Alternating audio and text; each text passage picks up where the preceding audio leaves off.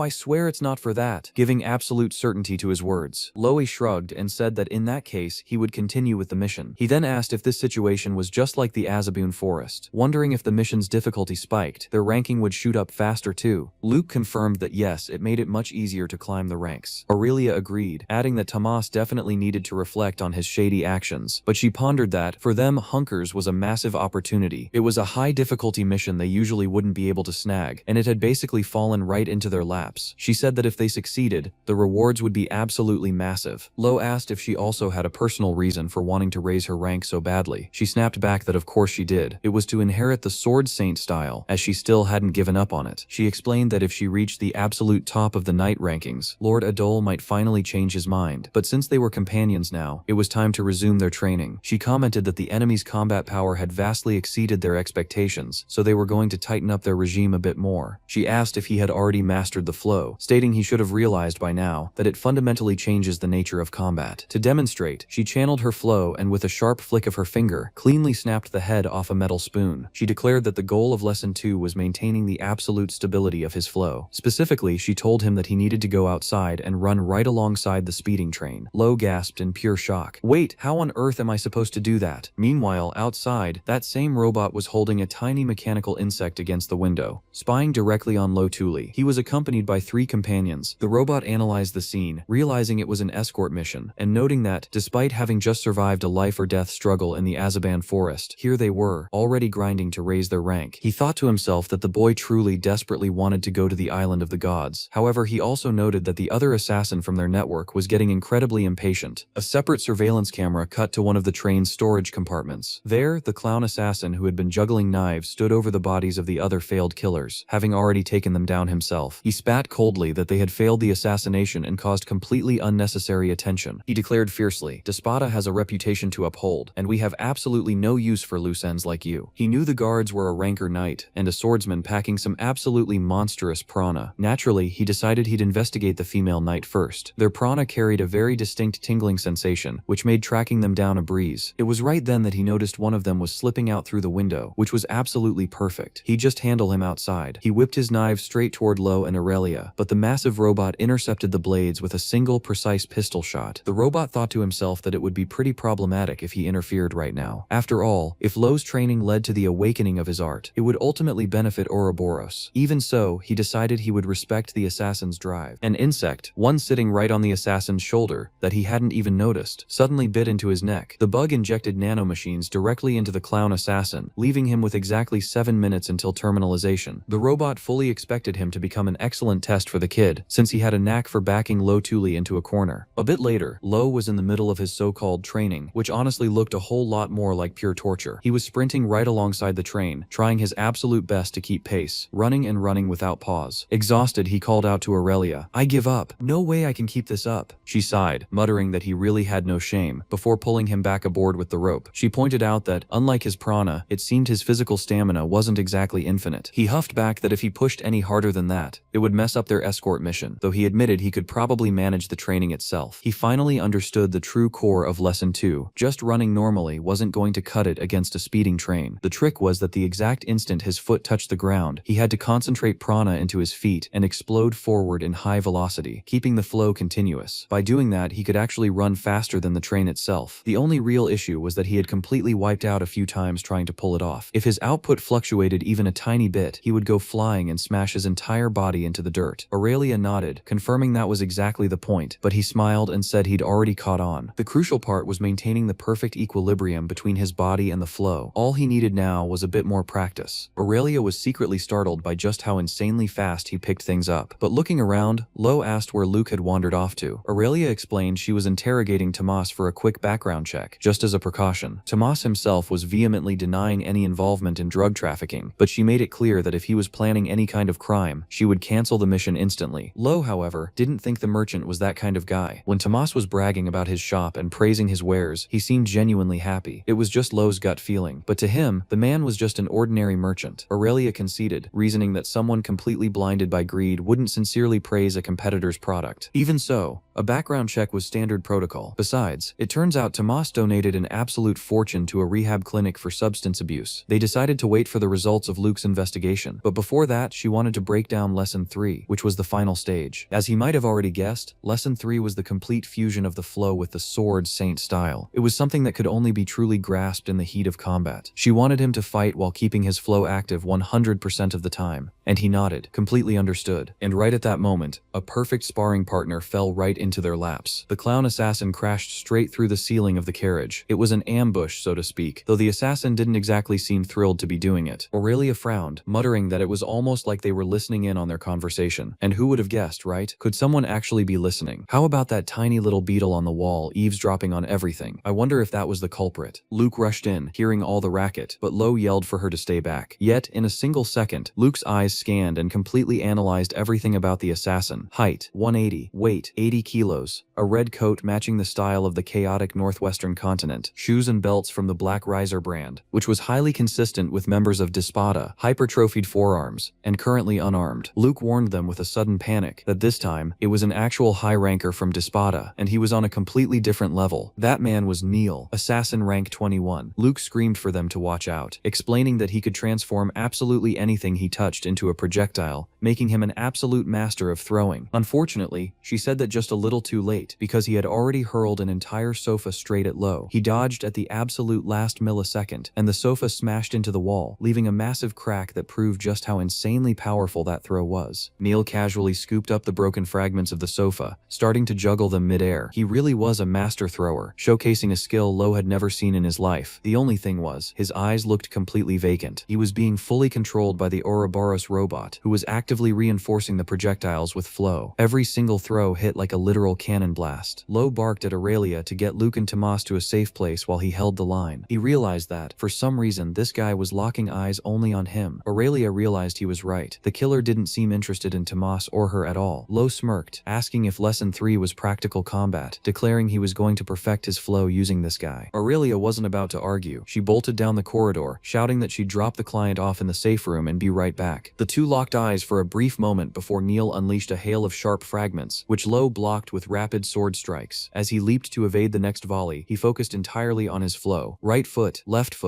wrist, right wrist, and elbow. He channeled the prana to every single one of those points, calculating down to the millisecond how long it would take. He didn't just dodge the flying shards, he cleanly sliced several of them right down the middle, declaring right then that he would use this assassin as a stepping stone to reach the island of the gods. Now history shows that Neil was an orphan. A traveling circus troupe had taken him in, but not to be a star performer. They intended to sell him off through their hidden human trafficking ring. To escape that mindless living hell, he secretly copied and stole the techniques of the performers. Thanks to that, he eventually dethroned their mediocre juggler and took his spot. Day and night, he threw and just kept throwing, because he knew that the moment he stopped, he would be discarded like trash. Even after the troupe went bankrupt, he kept throwing, since he had no other clue how to make a living. But that was when an assassin discovered the orphan. It was a miraculous find. He was an incredible killer, and his subconscious talent for murder completely blossomed, combining perfectly with the throwing skills he had mastered just to survive. He became utterly overwhelming. Neo, which was his actual name, slaughtered countless villains that way, climbing the ranks to become the 21st strongest assassin in the world. But right now, thanks to a mysterious scientist, he had been reduced to a mere puppet, stripped of his entire will to fight. He was simply executing orders. His next sudden movement shattered the massive chandelier hanging above them, and the knife thrower sent the glass fragments flying. They genuinely felt like cannon fire, piercing straight through the walls and tearing the room to shreds. Lo knew he wouldn't even be able to get close as long as the assassin had something in his hands to fire. The moment the wall completely caved in, Lo spotted a tiny opening and fired a gale slash, shattering the very fragments the man was about to use for his juggling. Lo decided to strike before he could reload, closing the distance instantly using his flow, but the knife thrower stomped his foot hard against the ground, kicking up an avalanche of stone and glass shards, launching them all straight toward Lo. It was a catastrophic strike. Almost the entire carriage was completely obliterated at that point, but as the thick smoke finally settled, Lo was nowhere to be found. He burst through the ceiling, piercing the assassin's shoulder, though the killer managed to dodge it by a hair. If it weren't for the very hole the assassin had made earlier, he would have died right then and there. The two of them then moved their clash onto the top of the train car. Under the howling, violent wind, Lo still managed to maintain a firm stance, his mind racing back to his master's technique. Lo had excellent examples to follow. Even if it had only been for a single year, being trained by the strongest knight of humanity carried an immense weight. On top of that, a young holy sword candidate and a miraculous assassin assassin were masters from all walks of life, illuminating Lo's path and serving as a stepping stone toward the island of the gods. He shifted his perspective. He shouldn't have assumed he could move just like before while utilizing the flow. He couldn't even run properly, meaning there was absolutely no way he could combine the Sword Saint style with the flow. The style he had been using originally was merely a provisional makeshift form for when he didn't know how to use the flow. Therefore, he would recreate the technique entirely from scratch, adapting it to his flow, to his prana, mastering everything including his own body. Finally, he would unleash the true Sword Saint style. His next strike was the Blade of the Island. Gale! This time, it wasn't a flying projectile of wind. It was a concentrated, highly pressurized torrent of wind that tore away part of the assassin's torso, ripping his organs out right along with it. Lo thought to himself that it worked. The combination of the flow and the Sword Saint style had finally synced up perfectly. He could finally unleash the third technique, Fury, Cataclysm, Rupture. Except, the strange thing was, the assassin didn't react the way Lo expected at all. Once again, the killer's eyes were filled with computer-like displays. The robot spoke up, stating that the Sword Saint style was indeed a fascinating subject, but that wasn't what he wanted to see. He told Lo Tuli to show him his true art. What the assassin concentrated next wasn't his own prana, it was the power of the robot. Lo noticed there were two distinct colors of prana inside the exact same person, but he stopped overthinking it, knowing he had to focus entirely on the fight. The knife shooter ripped through his own clothes. He had a hidden weapon, knives tucked inside concealed pockets. When he fired them off, Lo countered with a gale, stripping all the momentum away from the throwing knives. Lo closed the distance, dashing forward and thinking he had successfully cornered the enemy, but suddenly, his body felt incredibly heavy. Perhaps it was because he had forced the sword style alongside the flow, and his body simply wasn't prepared for that kind of strain. He had relied purely on willpower since his prana was overflowing, but the consumption rate was vastly higher than he had anticipated. When he snapped back to reality, he noticed the assassin had vanished from the train. Suddenly, an entire tree was launched straight at him. He dodged it with a high leap and realized the knife shooter was actually running outside the train, keeping pace with it while pulling up and hurling trees from the passing landscape. Lowy thought this guy was absurdly powerful, hurling trees while running at the exact same speed as a train, which heavily reminded him of his fight against Dalkin. But he couldn't just let the train get wrecked by this. He saved the situation by focusing his attacks in mid-air. He absolutely could not afford to lose in a contest of pure firepower. However, as long as Lo remained airborne, it created the perfect opening for the robot. The assassin lunged forward and grabbed Lo by the foot. If he were thrown from here, he would die, and it would be the end of everything. Because of that, he activated his incantation. Right on cue, the robot itself appeared, claiming he had been waiting for exactly this moment. Lowe wondered what on earth that thing was, questioning if it was some kind of reinforcement. The major problem was that once he activated the art, there was no stopping it. At that moment, the assassin let go of him as well. The member of Ouroboros stated that from this point forward, he would analyze Lo Tuli's art. He deployed devices that levitated all around Lo, analyzing the purity of his prana and measuring his interference capacity. However, the technique suddenly ceased, and the connection to Babel failed, mostly because his technique only lasted for a few brief seconds. The robot approached, asking if it had already stopped. Before Lo could finish asking who the hell he was, the entity replied that he had been rude to delay his introduction. He is Gem Contrato, a member of Ouroboros. Lo, however, apparently didn't recognize the name, so Gem explained that they are those who, just like the boy himself, seek the island of the gods. When the killer shooter dragged himself up, completely battered and bloodied, Gem coldly stated he had no further use for him and simply disintegrated the assassin's upper body using his pistol. The little beetle returned to Gem's body, leaving Lo to demand what all of this meant and what was going on. Gem replied that the thing on his shoulder was a cell beetle, a tiny terminal that operates on prana, which he himself developed. In addition to communication functions, it injects nanomachines into a specific target to turn them into a terminal. In short, it meant he could infuse his prana into anyone and turn them into his literal puppet. Aurelia suddenly appeared, taking in the grim situation, and instantly had to dodge a sudden shot from Gem's pistol. He warned her not to interfere, claiming that killing her would be nothing to him. At that exact moment, Lo's body emanated prana once again. Gem noted that prana generation was confirmed, remarking that Lo was the type of person who converts a sense of crisis into raw power. He then asked if Lo perhaps carried some sort of trauma related to loss, noting that if so, this process would be over very quickly. He seized complete control of the train's operating system, forcing it to accelerate wildly until it was totally out of control. Gem challenged him to show everything he had, taunting that if Lo couldn't stop it, countless passengers would die. Lo remembered his village being completely annihilated and tried with everything he had to build up his prana, but his body refused to move. Gem sighed, calling it a massive disappointment. Aurelia attempted to ambush him from behind, but one of the beetles shielded Gem with a powerful force field. Aurelia couldn't break through it even with her technique, but she managed to buy enough time for Luke to show up and rescue Lo. Gem himself stated he wouldn't waste his time chasing after him, as he had zero interest in a boy who could no longer even use his arts. Aurelia pinned him down with her sword, remarking that he certainly didn't look like a member of Despada. She demanded to know his affiliation and his ultimate goal. He drew his pistol in response, mentioning that if he were to kill her, Lo would get pretty motivated, wouldn't he? She snapped back that he couldn't even hold a proper conversation, and mocked what a cheap brain he had. And so, the combat was about to begin between Aurelia, Knight rank 305, and Gem Contrato, Prana Scholar rank 2. Inside, Luke carried Lo and asked if the train spinning out of control was that man's doing. He managed to reply that yes, it was. Luke told him to head toward the medical car, even though it was far away. Luke had also hidden Thomas in the private room back in the silver car, but she asked who exactly that man was. He answered that the man claimed to be a member of Ouroboros. Luke gasped, asking what he meant, given that Ouroboros is deeply involved in assassination, smuggling, and theft, operating as the ultimate evil organization that sits at the absolute peak of the entire criminal rankings. She wondered in terror why such feared individuals were even here, thinking to herself that maybe she should stop digging any deeper into Lo's background. He ended up in the medical car, completely wrecked, as usual, unable to move a single muscle after overusing his technique, and Luke knew full well that their enemy was indeed Ouroboros. Aurelia wouldn't stand a ghost of a chance against them, but Lo clearly wasn't in any condition to fight. If they don't stop this train, everyone is going to die. This isn't just a simple escort mission anymore. But right then, Thomas popped in to check up on Lo. Lo asked what on earth he was doing there, and Thomas replied that he would allow a bit of informality, just this once. There was no way he was going to stay tucked away in his room in a crisis like this. Treating a bit of bran wasn't going to be completely impossible, but he was going to give it his absolute best shot. There was an adequate supply of medicine right there, along with the right equipment. The other two were left completely shocked, but Thomas just asked what the big surprise was. After all, he is the son of a pharmacist, isn't he? Luke got a sudden surge of motivation from that and begged Thomas to please look after Lo. She was going to head out there to try and stop the runaway train, promising to give it everything she had. Of course, the passengers were in a total panic, sprinting backward toward the security cabin, but Luke stopped one of them, asking if he happened to be a mechanical ranker and demanding that he help her stop the train. The guy, utterly confused, asked how she even knew he was a mechanic. She pointed out that the calluses on his fingers had a highly specific shape unique to mechanics, telling him she needed him in the conductor's cabin right now. She bolted alongside the fleeing crowd, thinking to herself that evaluators are observers, but more importantly, they are problem solvers. She rushed into the bronze dormitory and shouted, asking if there was anyone inside with a level 40 or higher in mechanics, or a level 120 or higher in Prana Scholar. Meanwhile, Thomas was gently administering medicine into Lo's mouth, murmuring that the boy must have suspected him all along, right? Just like that female knight said, he had put in a fraudulent request, a villain trying to profit off of drugs using insect steel. Lo must be thinking that's exactly what he is, right? But Lo softly replied that no, he didn't doubt him at all. Thomas was a ranker too, so Lo knew that rank 33 was an incredible number. He must have spent an absurd amount of time and effort to climb up to that position. In that case, Lo believed in his dedication. Hearing that, Thomas replied that he would save him, but just this once, alright? This next medicine could very well shorten his lifespan. It was a drastic, high-risk treatment, but it was far better than dying. He pleaded for the adventurer to protect him, saying Lo wasn't the kind of man who would stop in a place like this, was he? Back in the day, he desperately needed money. They all needed money. Thomas's family, the Belkin family. His father was a deeply kind-hearted man, but he had absolutely no head for business. Then his mother walked out, leaving the house and abandoning them entirely. From that point on, they faced immense hardships, endless, grueling days of being mocked for being a pathetic family. They needed money. Thomas thought about that every single day. Remembering everything he had learned from his father, he went on to create a medicine that could easily turn into a highly dangerous drug depending on how it was used. He started his own business and began advertising the new medicine from his pharmaceutical company all over the place. And his father, completely oblivious to the dark truth, simply did his absolute best to serve every customer who walked in. Slowly but surely, the pharmacy stopped being a pathetic household and transformed into a place filled with genuine kindness and vitality. Rumors spread like wildfire through the village, and the clientele grew rapidly. But Thomas only realized way too late that he had done something entirely irreversible. The ghosts of the past don't just disappear. He had made a complete fool out of his own father. So, he decided to spend the rest of his life atoning for his sins. One day, an evaluator approached him and asked if he would be interested in becoming a merchant ranker. He had replied that he wasn't qualified to be a ranker. The evaluator then asked if that was because of his involvement in the drug trade, causing Thomas to gasp, wondering how she knew. But the evaluator was making the offer fully aware of that fact. She also knew he had been donating enormous sums of money to rehabilitation centers as a way to atone. Her assessment was that he had successfully redeemed himself and was therefore worthy of support. He could spread his righteous will to even more people. It was only after becoming an adult that he truly realized Thomas's father was a genuinely great man who conducted honest, beautiful business. Thomas had replied to her that once he had done done enough to make amends, he would hand himself over. If she could accept those terms, then he would become a ranker. At that moment, he pulled the shugon out of his bag. It could be a highly beneficial medicine depending on how it was administered. The processing and ingredients were incredibly complicated, but his company was more than capable of handling it. They needed to make this venture succeed, no matter the cost. He thought about how he was actively driving up the demand for the legitimate medicine, effectively eradicating the illegal market for the drug shugon. If he could achieve that, he would finally have done enough to redeem himself. Hearing the story, Lo asked if he could stop by his shop sometime in the future. Thomas smiled and replied that if they both make it out of this alive, then absolutely. While Lo was being medicated, Aurelia was still desperately trying to hack through Gem's force field, but with zero success. Her blade couldn't even scratch it. Gem condescendingly explained that the phenomenon of compressing and solidifying prana is taught during compulsory education in the Republic, yet even she seemed completely ignorant of it. But she used a lightning-fast movement to slip right behind him, snapping that this wasn't a classroom. Except, he instantly fired a shot backward without even needing to look. She dodged it at the absolute last microsecond, as he remarked that the critical weakness of prana flow movement is known as the fluidity technique, a counterattack. It was far too easy to calculate her timing. Her prana was utterly tedious. Aurelia realized right then that this guy was both incredibly powerful and highly specialized. He possessed very little physical prowess, but he entirely dominated the battlefield, using pure knowledge and advanced equipment. In that case, she would just have to use overwhelming brute force firepower to smash right through him. She dropped into the stance of the Sword Saint style, third technique. The rupture is essentially a sword of pure destruction, like packing a massive heavy charge into the blade and releasing it all in a single explosive instant. The golden rule is to strike using the flat blind side of the blade rather than the edge. The blade, thickly coated in prana, becomes entirely specialized for crushing, a pure impact technique. She slammed the tip of her blade down, driving the force of the rupture straight against his shield. The resulting massive explosion made her believe for a second that she had won, but another gunshot grazed right past her shoulder, drawing blood. Gem stood there with a small wound on his neck, admitting it was a decent strike, but it fell just a bit short of actually destroying him. As his cloak ripped apart, Aurelia finally noticed the horrifying truth. He was completely robotic underneath. Gem took back what he said earlier. It seemed she actually did have some value as a research subject. The Sword Saint style alters subtly depending on the wielder, especially when used by an unorthodox successor like her, but she just smirked and replied that he was acting awfully relaxed. She admitted that she was indeed a fake, but the real deal had just arrived. Lo was standing right behind the giant robot, pissed off beyond belief. Gem turned, asking if he had finally come to. Lo Tuli. Lo glared back and growled that yes, he was back to put an end to him. Finally, the real battle was about to begin. Lo Tuli, a rank 1089 adventurer, against Gem Contrato, rank 2 prana scholar. Aurelia sheathed her sword, asking if she could leave the rest to him. He confidently replied that yeah, he had this covered. She knew damn well that in her current state, she would only get in his way. All she could do now was put her complete faith in the boy, the wielder of the true Sword Saint style. Lo, already dropping into his combat stance, thought to himself that although he had managed to recover slightly, he didn't have much prana left to burn. He needed to put an end to this, and fast. His very first Gale Strike was deployed simply to test Gem's techniques. The massive robot immediately noted that the boy was incredibly fast, a seamless fusion of natural flow and raw technique. Loe, however, quickly realized that Gem wasn't just reacting to his moves, he was actively anticipating them. Sensing this, Lo unleashed a relentless barrage of gale blasts, which slammed violently against the mechanical force fields, without leaving so much as a single scratch. Gem's automated cell beetle would instinctively deploy a barrier in direct response to an enemy's prana, but against a heavy continuous bombardment like this, the system was forced to generate multiple shields simultaneously. In other words, its energy charges were bound to deplete in no time. Realizing his defense was draining, Gem countered with his pistol, precisely deflecting the remaining oncoming wind strikes. Gem remarked that, as expected of a descendant of Babel, Lo was remarkably adept at combat. Lo snapped back, demanding to know what the hell he was talking about. Gem calmly replied that he was referring to the Island of the Gods. He teased that if Lo wanted to uncover the truth about the island, Gem could easily enlighten him. However, it came with a strict condition. Lo Tuli had to join the ranks of Ouroboros. Gem stated that the boy had officially earned the right to know. While Lo didn't possess overwhelming strength just yet, his potential for growth was immense. To prove his sincerity, Gem offered to share a crucial piece of information right then and there, specifically regarding the deep connection between Lo and the Island of the Gods. He revealed that the surname Tuli was merely taken from the village itself. The true Tuli clan, originally, never even existed, and just like that, everything Lo believed about his heritage shattered. Gem went on to explain that, a very long time ago, there lived a legendary clan known as Babul. They flatly refused to forgive the horrific atrocities committed by the Island of the Gods, and took up arms against them. Ultimately, the Babul clan was utterly defeated. In order to survive the purge, the survivors scattered into 9 distinct tribes and went deep into hiding. anything. The Tuli tribe was merely one of those hidden remnants. Lo was indeed a true descendant of Bebel, meaning Tuli was nothing more than a cover name. Meanwhile, during the cataclysmic events of the past war, the island of the gods had also suffered significant casualties. To this day, they harbor a deep fear of the descendants of Babel, believing they are simply too powerful to be left alive. Because of this lingering terror, they have been relentlessly hunting down and erasing every single remaining survivor of the clan. That was the real reason Lo's home village was targeted and brutally wiped from existence. Lo instantly remembered his father's final words, that their ancestors had lost their way and had been completely scattered. He knew he couldn't blindly trust a monster like Gem, but he demanded to know exactly what kind of atrocities the island of the gods had committed. Gem countered that he couldn't disclose those details until Lo officially became an ally of Ouroboros, though he noted that those dark deeds are still actively happening to this very day. He claimed one could easily deduce this just by looking at the constant, unnatural fluctuations within the rankings. Gem stated that he himself is actively trying to reach the island of the gods. He warned Lo that by this point, the boy should realize that no matter how many lives he throws at this quest, it will never be enough. Gem then coldly asked just how much longer Lo intended to carry on with these entirely meaningless struggles. At that moment, Lo looked back and realized that his enemies had always been completely out of his league. It wouldn't have been surprising if he had died a dozen times over by now. Gem wasn't entirely wrong to call his journey meaningless, but Lo turned the question back on him, demanding to know why he had forced the train to run completely out of control. Gem nonchalantly replied that it was merely a metric to measure Lo's true strength, asking if he had a problem with that. Lo lost his temper, telling him not to give him that garbage. What Gem was doing was absolutely no different from the actions of the island of the gods, recklessly throwing away innocent lives for absolutely no purpose. It was the most evil thing a person could possibly do, and Lo declared he would never, under any circumstances, side with someone who pulled a stunt like that. Gem sighed, muttering that sacrifices must always be made for the greater good, disappointed that the boy couldn't comprehend even that basic truth. This time, Gem manipulated the mechanical barriers to completely encircle Lo. Cocking his pistol, Gem stated he had absolutely no interest in stubborn fools. Lo clearly needed to be disciplined, but right at that split second, Lo's eyes locked onto the lingering wound on Gem's mechanical neck. The damage he sustained wasn't a clean, precise cut from Aurelia. It was a silent message she had left behind for Lo to read. Use pure, overwhelming, and highly effective brute force. He immediately readied his rupture technique and slammed his blade directly against the oncoming shot from Gem's pistol. Unbelievably, he didn't just successfully deflect the bullet, he completely shattered the surrounding barriers and closed the distance between them in a flash. Gem admitted that it was indeed an astonishing display of destructive power. However, he taunted that such a technique was entirely useless if he simply maintained his distance. But as the robotic enemy attempted to dodge backward, Lo smirked, stating that the true Sword Saint style goes far beyond anything Gem's calculations could ever comprehend. He unleashed the rupture once again, but this time, he reshaped it entirely into a massive sweeping shockwave. Even though Gem desperately generated a triple-layered defense wall, it couldn't do a damn thing to halt the raw force of the rupture. In his final moments, Gem realized he was witnessing a completely different level of mastery, exactly as Aurelia had predicted. And then, he was utterly annihilated. The robot's head was violently torn clean off. The undisputed victor of the clash was Lo Tuli, a rank 1089 adventurer. The other two girls finally made their way back to the scene, relieved to see that Lo had actually won the grueling fight. However, Lo's senses were still tingling. He could still feel an active presence. Suddenly, the severed mechanical head spoke up, chuckling. Well, you got me. Aurelia gasped, demanding to know how on earth he was still functioning. The head replied that it seemed their evaluator friend already had a pretty good idea. Luke stepped forward, stating grimly that the thing in front of them was a Pranix, isn't it? Gem confirmed her suspicion. It was a puppet controlled entirely from afar via remote prana, scientifically classified as a Pranix. The entity they fought wasn't human at all, but merely one of countless drone terminals controlled by his true, primary body. Luke recognized the advanced technology, noting it belonged to the Republic of Hario. Gem agreed, boasting that the technology was easily centuries ahead of their current time. He remarked that Lo Tuli should honestly feel proud of himself, even if it was just a mere terminal. Taking it down single-handedly was no small feat. Lo glared down at the head, reminding him that he had promised to stop the runaway train if he were defeated. Gem, playing dumb, asked if he had actually made such a promise. Lo growled, calling him an absolute bastard, but Gem just laughed it off, saying it was nothing more than a little joke. Gem pointed out that, regardless of his compliance, there was no longer any reason to stop the vehicle anyway, was there? Right on cue, the speeding train finally ground to a halt. However, it wasn't Gem who had initiated the brake sequence. Gem simply chuckled, noting that they happened to have an exceptionally talented mechanical ranker on board. Luke smiled proudly, replying that it was only natural. After all, the destination of this train was Hario, the globally renowned nation at the forefront of prana advancement. It was hard hardly a stroke of luck that several highly capable prana-wielding rankers were traveling aboard. Luke knew it was now only a matter of time before Jem seamlessly transferred his consciousness to an entirely different terminal, but Lo stepped in, refusing to let him go, stating that the puppet had to explain itself first. He demanded to know every single atrocity committed by the Island of the Gods, and what the true purpose of the Babel clan originally was. He needed to know if Yuna and the rest of the people who were slaughtered were somehow still alive. Jem replied that the definitive answer to those questions was deeply intertwined with the ultimate, grand objective of Ouroboros. As long as the boy flatly refused to join their ranks, Jem was strictly forbidden from revealing anything. However, he offered a tiny, ominous hint. He warned Lo that if he were to ever hear the true answer to that question, he would instantly plunge into a state of profound, absolute despair. Jem concluded by stating that this wasn't a permanent goodbye, but merely a temporary farewell. If Lo insisted on continuing his relentless hunt for the sacred island, their paths would inevitably cross again. Meanwhile, far away inside his original, primary terminal, Jem opened his eyes, murmuring to himself that the encounter had yielded an incredibly rich harvest. He noted that while the boy's sword techniques were currently incomplete, as expected, Lo was already capable of establishing a direct connection with the power of Babel. Jem resolved to keep a very close eye on him. Everything was unfolding exactly as their leader had predicted, but now, he had a massive amount of new research data to analyze. But the moment he turned around, Jem froze. His advanced equipment had been completely smashed to pieces. Before he could even process the sight, a blade flashed through the air, clean slicing his head off in the very next fraction of a second. Jem groaned, muttering that it seemed he was destined to be decapitated multiple times today. The mysterious woman holding the blade stepped out of the shadows, coldly stating that he clearly had no concept of real danger and had grown far too comfortable hiding behind his disposable pranix bodies. Jem demanded to know who the hell she was, but she merely countered, asking who he honestly thought she was. The moment the woman actively unleashed her prana, Jem's eyes widened in sheer horror. He realized that she belonged to the exact same Thule tribe as Lo. She glared down at him, demanding confirmation that Jem hadn't dared to lay a single finger on the boy. The sheer colossal magnitude of her concentrated prana caused the entire room to violently tremble. Jem thought to himself in panic that this woman was light years ahead of Lo Thule. She was incredibly close to completely mastering the absolute power of Babel. He knew there were only two possible fates for humans who were abducted to the Island of the Gods. This person, she had to be one of them. She asked coldly if Jem's true primary body wasn't present. She deduced that he had entirely converted his physical form into pure prana and scattered it across the globe, completely abandoning his mortal flesh to become a wandering consciousness. Jem gasped, asking if she truly possessed the rare ability of prana regressive tracking. The hooded woman merely smiled beneath her cloak, asking why he sounded so incredibly surprised. He knew perfectly well that with the legendary power of Babel, executing such a feat was entirely possible, and that was precisely the reason she had been deployed by her superiors, to hunt him down and execute him. As she began to softly recite her high-level incantation, Jem realized too late that he had been entirely careless in using this specific terminal as his primary hub. She possessed the terrifying power to completely erase the remaining human essence of his consciousness. Sensing his imminent demise, Jem instantly utilized his cell beetle to switch to autonomous mode, desperate to relay a final, critical warning to the leader of Ouroboros. The Island of the Gods has officially acquired an incredibly dangerous pawn. Immediately after the data packet sent, Jem's consciousness was completely and permanently erased from existence. The hooded vanguard of Babel stood alone in the ruins, declaring coldly to the empty room that the absolute penalty of death would inevitably fall upon any and all who dared to defy the true gods. Later on, they finally arrived at the central station of the Air Republic. Thomas mentioned that he owes the kid one, and Lo responded that this time, his gratitude feels a lot more genuine than the first time they met. Thomas replied that even though the merchant rankings are a world of mutual corruption, this time he thinks it's alright to open up a little, and thanked the boy. If it wasn't for them, Thomas would be dead. He promised he would make sure to give them a proper reward. At this point, he figures the kid cares way more about ranking than money anyway, so he told the young man to visit his shop anytime, guaranteeing a reward worthy of his efforts. Aurelia remarked that Thomas is a bit of a strange guy, and Lo agreed, but added that he's a good person. Aurelia felt the same way. Finally, they were walking through the streets of the Republic of Aereo, a beautifully designed, well-architected, and organized place. Aurelia commented that the location truly lives up to its reputation as a developed nation in Prana, and asked if Luke had been here multiple times. Luke replied that she had, just as she had already explained to Lo before. The technology of the Technology Bureau is backed by the Republic of Aereo, and Luke visited this place several times for advanced technology training. Lo noticed that this was a completely different world compared to the Kingdom of Valter. Luke said that first, they are going to update their rankings at the Certification Bureau, and offered to handle that little chore for Aurelia too, as a favor. Later on, Luke had already organized all the paperwork. She started with Lo's ranking, which jumped from 1089 to 924. He finally entered the 3-digit single-digit realm, but Lo wasn't expecting this kind of growth. Luke told him that even so, it's incredible, explaining that the higher the ranking, the harder it is to climb. Most rankers take a year or even 10 years just to cross that wall. His promotion is proof of his genuine talent. Aurelia's ranking also shot up significantly, going from 305 to 188. She replied that it wasn't bad at all, though on the inside, she was absolutely thrilled. Aurelia explained that her next step was to head to the Holy Land of Knights, the rank 11 danger zone. It was the place where the first swordmaster trained alone, the birthplace of the wise sword style. Although she has to cross steep mountains, taking a plane would make things a lot easier. Aurelia also shared that before leaving the kingdom, she heard rumors that Adol was spotted in the Holy Land, and she plans to ask him if she can become his disciple. Even if she doesn't become his disciple, just being near Adol would be a great experience. She asked if Lo wanted to send a message to Adol. Lo replied yes, just tell him that he is constantly moving forward. Aurelia departed with that message in mind, and simply didn't even say goodbye. Luke remarked that they will meet up with her again anyway, since the bonds between rankers are easily broken and reforged. Someday, the time will come when they'll need to rely on each other again. Then Luke asked if they should fulfill their main goal in the city, analyzing Lo's prana. Finally, for an accurate examination, they are heading to the National Research Institution, because that place is the hub for world-class students. Surely someone there knows about his prana. Luke already had a specific person in mind, the rank 3 prana scholar, known as the Grand Professor. However, some rumors say he is a bit self-centered. His skills are highly important, and getting an appointment out of nowhere is incredibly difficult. When they arrived, the waiting list to see the guy was a whole year long. The receptionist stated that this was the earliest possible slot. Luke replied that she couldn't wait that long. Meanwhile, Lo noticed that the Republic used pranics to assist people as well. Luke asked if the young man was focusing on the current situation, and commented that handling negotiations is also the job of appraisers. She told Lo to hold on, as she would find a way to get them a meeting with the professor. She whispered a bunch of things into the receptionist's ear. Poor thing. Suddenly, a panicked doctor carrying several documents rushed past Lo, begging for his help. He just wanted to borrow a bit of energy to run a pranix. Lo replied sure, of course, and followed the doctor to the laboratory. Later, he found himself inside a giant glass beaker.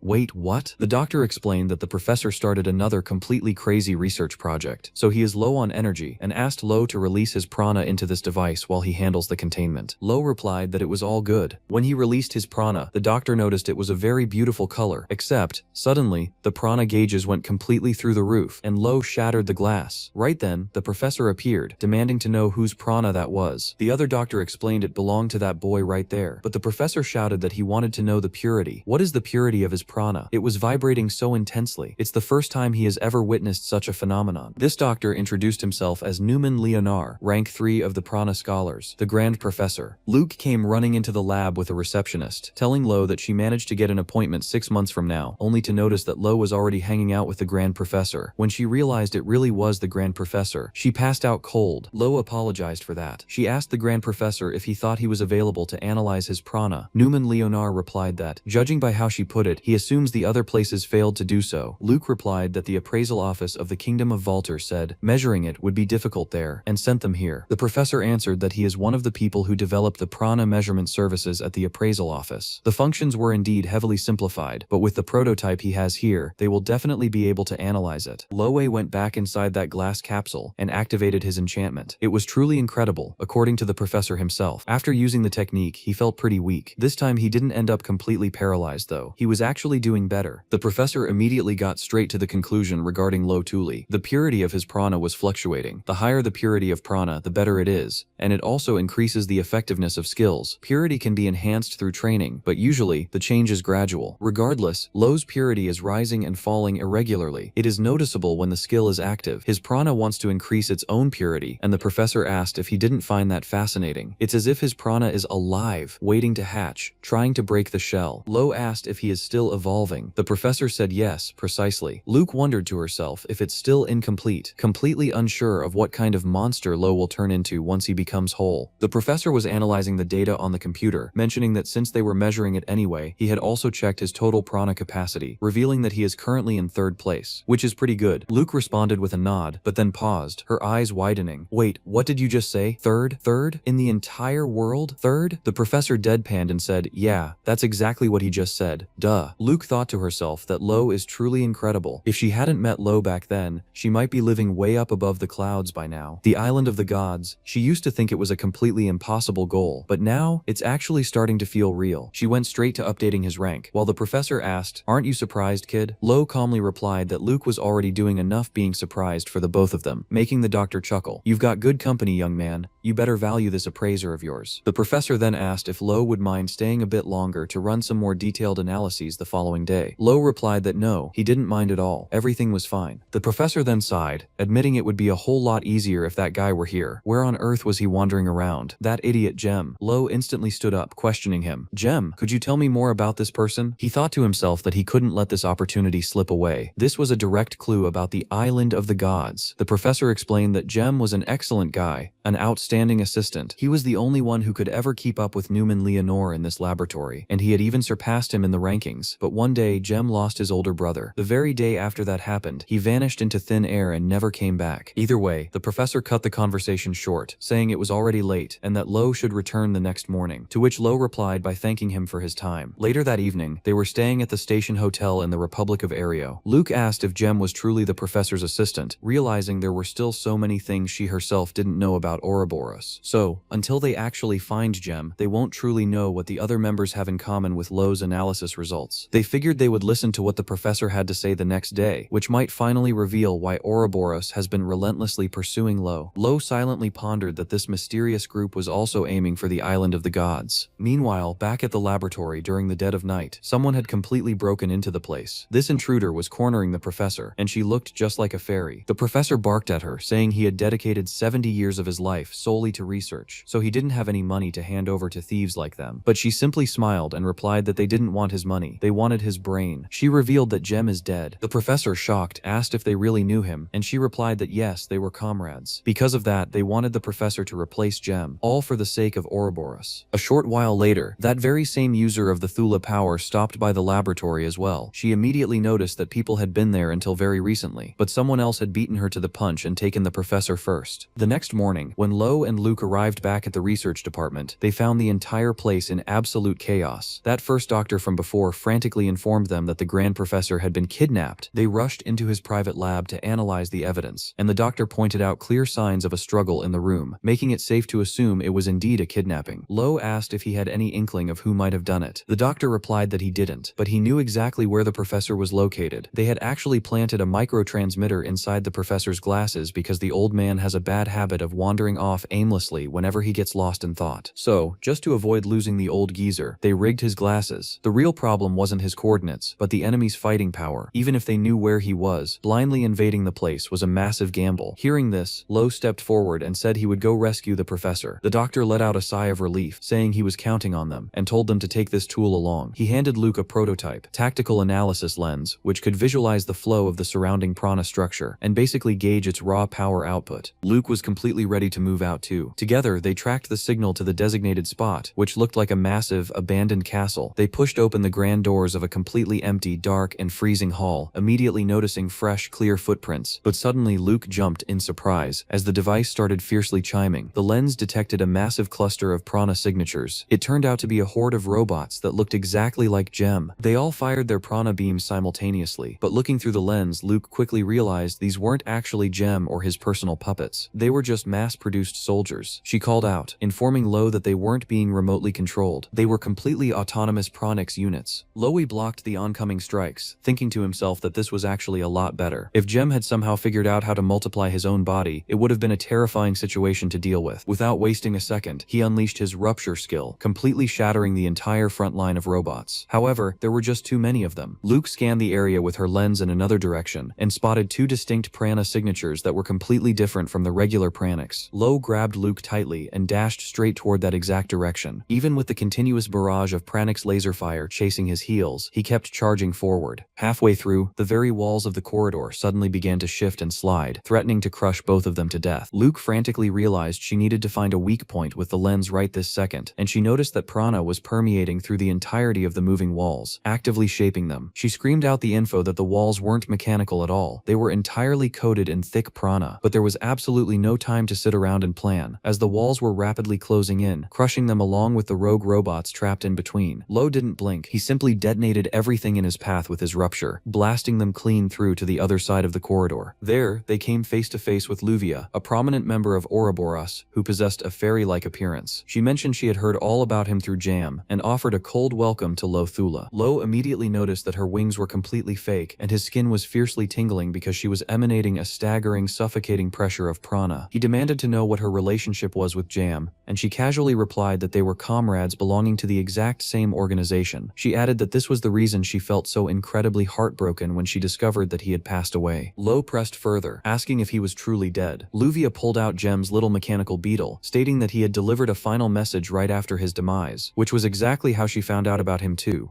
She confessed she was rather surprised he managed to track down this hidden facility. He flatly replied that he just followed the transmitter's signal. Luvia smiled, musing that the title of the Grand Professor wasn't just for show, and to think he would keep a transmitter on him for emergencies. But Lo cut her off, muttering that apparently it's just because he's a forgetful old man who wanders around. Shaking it off, Lo looked her dead in the eye and demanded she release the professor immediately. Luvia replied that she couldn't do that, as he needed to do something for Ouroboros first. Suddenly her wings fluttered, spreading a strange kind of pollen into the air. The fine powder drifted directly toward his sword, and Louis couldn't unsheath it. Luvia told him not to misunderstand, explaining that Jem hadn't lost to him, and that he shouldn't underestimate Ouroboros. Louis kept pulling, but he absolutely could not draw his blade. It felt as though something was forcefully holding it in place. Luke, peering through her lens, noticed that it was exactly the same type of prana that had been permeating the walls. However, Louis released his own prana and channeled massive raw strength to yank the sword out. The sheer pressure was so immense that even the floor beneath them began to crack. Luke realized with shock that his prana was reacting in the exact same way as when he uses his skills, even though he hadn't even activated one. After a monumental effort, Louis finally unsheathed the sword, and his gale slash managed to slice off a wing. Well, just a tiny fraction of one of Luvia's wings. She immediately apologized to Louis, admitting that she had drastically underestimated him. That being said, she suggested they could come to an agreement. She couldn't give the professor back just like that, but if he did her a favor, she could return him. Luke, however, spoke up and said no, stating that they had to confirm the professor was safe first, because otherwise, the deal would make absolutely no sense. Luvia replied that yes, that was only fair. And at that exact moment, the professor was actually living his best life. He was super pumped up with a massive helmet resting on his head, staring at all the high-tech equipment around him, looking genuinely overjoyed. The professor shouted out that he was right in the middle of the best part, okay? He literally ordered them to leave him in peace. Right after that, the wall slid shut again. Luke asked if he had actually even been kidnapped, while Louis responded that, even so, they couldn't just leave him like that, right? Luvia stated that he was currently replacing Jam, and she promised they would treat him with the utmost respect. Louis then asked what the actual terms of the agreement were. Luvia explained that the one who killed Jam was an assassin sent directly by the Island of the Gods, and she wanted Louis to capture this assassin, or he could just kill them. She asked if he could do that for her. Louis realized that this assassin was a direct clue sitting right on his path, so he replied yes, stating that he was in and accepted the deal. They shook hands to cement the contract. Luvia went on to explain a bit of the operation. The assassin from the Island of the Gods is actively targeting Professor Newman Leonard. The enemies already know she is keeping the professor safe, so they are actively tracking her prana. Louis asked if it was just a matter of time before they located this hideout. She replied that she had created a decoy as a countermeasure, leaving a high concentration of her prana inside a completely different set of ruins. Louis asked if she had left her own prana behind, and Luke asked if she was really like a fairy. She replied yes, explaining that they can transmute their prana into a fine dust. Luke gasped, mentioning that it was her very first time seeing someone from the fairy tribe, noting that they have never been registered on any ranking and are considered a mythical race. Luvia replied that they aren't interested in the affairs of the world, but she still has to hide her wings and register under a fake name. From what she could recall, her alias was actually ranked #1 on the prana control leaderboard. When Luke checked her rank cell to verify, her jaw dropped. It was absolutely true. She had been registered 3 years ago and was later removed after going missing in action. She shrugged and replied that she only wanted an ID card. She added that everyone from the fairy tribe is excellent at prana control, and she was particularly talented, but she was no match for her little sister. Lo asked if her sister was also in Ouroboros. She replied that she hoped so. The duo didn't really understand much of that family dynamic, but she quickly brought the conversation back to the plan. She explained that there was a very high chance the assassin would take the bait of the prana dust she left behind, so Loa concluded that he would ambush them. That was the plan, right? Luvia said exactly, and told him she would give them the exact coordinates. She anticipated the assassin would show up tonight, and warned him to be extremely careful. Later that night, they were waiting inside the abandoned building, and Luke suddenly detected someone approaching with slow, deliberate footsteps. The hooded figure stepped inside, but Lo instantly brought his sword right to their neck, ordering them not to move. The figure spun around rapidly, parrying his blade with their own. Suddenly, the intruder intruder froze up and stopped moving, and Lo seized the opening, striking forward and tearing the hood completely open. At that exact moment, his eyes went wide as he realized, was that Yuna? At least, it looked exactly like her. Lo asked in complete shock if it was really her. She immediately bolted from the spot and leaped clean out the window, but he chased right after her. Loe thought to himself that it was definitely Yuna. There was no way he would ever mistake her. He activated his new skill to deflect with the flow of prana, allowing him to easily catch up to her by vaulting across the rooftops, and he shouted, asking why she wasn't responding to him. But the very first thing she did as he closed the distance was recite the incantation for the celestial spirit, the exact same ability he used. Lo knew that the form didn't last very long. He felt terrible for her, but he was going to try to restrain her until the time ran out. He struck continuously for a few seconds, unleashing his multiple gale slashes fused with lotuses. But something was fundamentally wrong. The effect wasn't wearing off at all. Perhaps that was the fully perfected form of the celestial spirit. Right then, the girl, still enveloped in the celestial spirit body, threw herself off the edge of the building. She definitely landed alive, but Lo was unable to pursue her any further, leaving him to wonder in agony if the assassin who brutally murdered Jam was actually Yuna. Needless to say, he was not even remotely satisfied with how things turned out. They returned to Luvia's ruins, but Lo walked in with a dark, furious expression. She noticed things hadn't gone smoothly, but before she could say more, he aggressively grabbed her straight by the throat. She gasped, choking out that she didn't recall giving him a reason to do this. Lo growled, asking who exactly she was looking for, because he now knew she was tracking Yuna. She replied that she honestly had absolutely no idea what he was talking about. Lo finally released his grip, stating that he had run straight into the assassin Luvia had mentioned, but that the assassin was someone he knew personally, someone abducted by the island a long time ago, his own childhood friend. Luvia then realized what had truly transpired, and she replied that it was nothing more than a mere coincidence. It was a scenario they could have technically foreseen, even if the chances were astronomically low. She added that she never wanted to hurt Lo, but it remained an unchangeable fact that this person had killed Jam. He snapped back, stating that his friend would never kill another human being, but Luvia asked him if that was truly the exact same person he used to know, if she hadn't changed at all, and if he was absolutely certain of that. Lo paused as a painful memory flashed through his mind. She had indeed looked completely different, bearing no resemblance to the gentle girl he once knew. He then asked what she planned to do with the assassin once they captured her. Luvia replied that she had originally been planning cold-blooded revenge, but decided against it because she didn't want to break his little heart. Loe scoffed, asking what kind of people they even were, menacing innocent lives indiscriminately, only to turn around and talk about avenging a fallen comrade. Their actions were completely contradictory, because at the end of the day, they kill innocent people. But Luvia countered, stating that Ouroboros is their family. She explained that they are the weak who couldn't protect themselves alone, and they can only manage to do so by working together. They are the outcasts of the world who lost their place, and because of that, they do not hesitate to commit crimes in the name of Ouroboros. Because if they don't act this way, they can never reach their dream. Lo didn't give an answer, mostly because he has a dream of his own too. Suddenly, the walls shook violently. Luvia asked if it was the professor causing trouble again. In fact, a few machines had crashed inside the room, but the professor was looking absolutely overjoyed. He shouted that the project is complete and that he finally managed to pull it off. He finished it perfectly, commenting that such a task was mere child's play for someone like him. The theory that Gem left behind was indeed correct. Colliding inverted prana wavelengths completely annihilates the prana target. With this breakthrough, he developed the prana nullification device, the Skyfall Wedge. Loe asked what exactly that machine was. Luvia explained that this device is going to be their ultimate trump card, the professor's grand masterpiece, and that with this wedge, she is going to bring down the island of the gods. She told the professor he had her deepest gratitude, but he scoffed and replied that should be his line. The old man explained that Gem's blueprints and designs were completely flawless, and he had simply moved his hands according to the instructions. In the end, he felt like he had one final collaboration with his foolish apprentice, allowing him to converse with that boy for the first time in a very long while. Luvia then asked why Lo wouldn't just join forces with them. She explained that their biggest risk right now is having the celestial wedge destroyed, and to prevent that from happening, she absolutely needs to kill the assassin. The decoys where she left her prana were being destroyed one after another, so his childhood friend is certainly going to arrive here very soon. Because of this, she needs him to intercept her, and she promised she won't kill the girl, only incapacitate her. Lo thought to himself that, with the way Yuna was right now, he wouldn't be able to stop her on his own. He replied that fine, he would cooperate. Luvia smiled, stating that this time, they are definitely going to capture her. Meanwhile, later on, the assassin was already standing just outside, completely ready for another attack. After a short while, they were just waiting around. Luke stayed on guard, tracking everything with her lens. Luvia took advantage of the quiet moment before the fight began to share a dark secret about the island of the gods with Lo. She revealed that the island completely brainwashes every single human it captures, strips away their exceptional powers, trains them, and turns them into mindless soldiers. Lo asked if that was what they did to Yuna, and the fairy fairy replied that yes, most likely. She explained that their sole objective is to eliminate any threat to the island, which is exactly why the professor is also being targeted, since a mind capable of creating a weapon that threatens the island is nothing more than a nuisance and a massive obstacle in their path. Lo recalled Gem saying that the island of the gods continues its barbaric and terrible deeds, and he asked if this was what he meant, turning innocent people into tools of war. She replied, no, because the sins committed over there run much deeper than that. At that exact moment, Luke sharply warned them both that she had arrived. Sure enough, there was Yuna, walking forward, enveloped in the raw power of prana and the celestial spirit incantation. Her very first move was to flash directly behind the fairy in the blink of an eye, but Lo managed to keep up with her speed and blocked the strike. Luvia remarked that that was incredibly close, and while airborne, she scattered her pollen, instantly creating thick roots to bind Yuna's legs. Or at least, they were supposed to trap her, but the girl sliced through everything with a single fluid spinning motion. Luvia began to fully understand the terrifying reason why she had been chosen to be a soldier. Loe managed to strike back, unleashing a gale force windblade, while the fairy continued her synchronized assault, molding the earth and the surrounding roots all over the battlefield. Capitalizing on this opening, Lo triggered his rupture, blasting Yuna clean through multiple stone walls. He successfully managed to keep her pinned down with his relentless strikes and screamed at Luvia to attack with everything she had, even if he himself got caught in the crossfire. High above the chaotic combat, Luvia smirked, stating he didn't even need to tell her. She rained her pollen over the entire ruins, transforming the landscape into a colossal stone hand designed to crush the opponent like a mere fly. When the massive ruins collapsed violently over the two of them, they both emerged completely intact. Thanks to the defense of the celestial spirit descent, they collided fiercely using the exact same power, and Lo strained with every ounce of his being to keep the ability active, thinking that if Yuna could pull this off, then he damn well could too. Yuna briefly noticed that the boy was actively learning just by observing her prana, which was truly mind-blowing. The two clashed at point-blank range, and their exploding prana lit up the entire night sky, creating a beautifully surreal scene to behold. Luke watched from a distance, realizing that absolutely no one could interfere in that combat, as that realm belonged entirely to the two of them. Lo maintained the celestial spirit descent for so long that his conscious mind was suddenly pulled away to a completely different place. He abruptly found himself standing back in the middle of an ancient tribe, leaving him completely bewildered as he wondered, where on earth am I?